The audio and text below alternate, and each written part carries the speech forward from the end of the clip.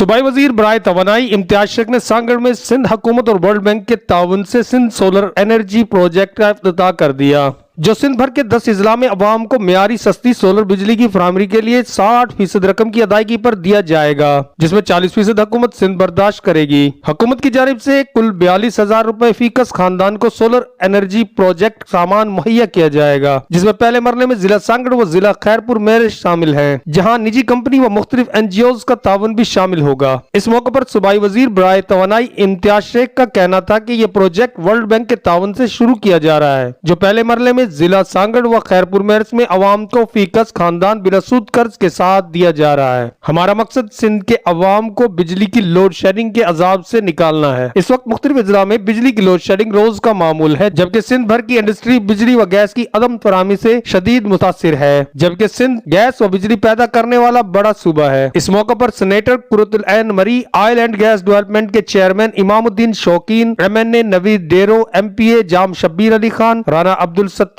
सूबाई मशीर Javed Nayab Lagari, Ali Hassan Hingorjo, Jahangir Junejo, Rais Aurangzeb Khan Marri, Amanullah Marri, Umar Gul Hingorjo, Amir Chandio, Haji Ayub Wassan, Rajesh Kumar Hardasani, Rishan Wassan, Mansoor Jabbar Memon, deputy commissioner doctor Imran Hassan Khawaja व दीगर मौजूद थे। इस मौके पर मीडिया से बात करते हुए सूबाई वजीर इम्तियाज शेख ने कहा कि PTI हुकूमत ने सिंध की अवाम के साथ ज्यादती की है, हम अवाम को तन्हा नहीं छोड़ेंगे। NICVD व गंबट अस्पतालों में मुफ्त इलाज होता है और होता रहेगा, हम झूठे सर्टिफिकेट नहीं बांटते। उन्होंने कहा कि मैं पूछता हूं कि मुल्क का जो हशर किया गया है वो आपके सामने है। उन्होंने कहा कि सिंध सेहत की सहूलियात देने में नंबर 1 है। उन्होंने कहा कि पीपल पार्टी के चेयरमैन बिलावल भुट्टो जरदारी के हुक्म पर 27 फरवरी को मार्च तय शुदा है और जो पार्टी फैसला करेगी हम इस पर अमल दरामद करेंगे।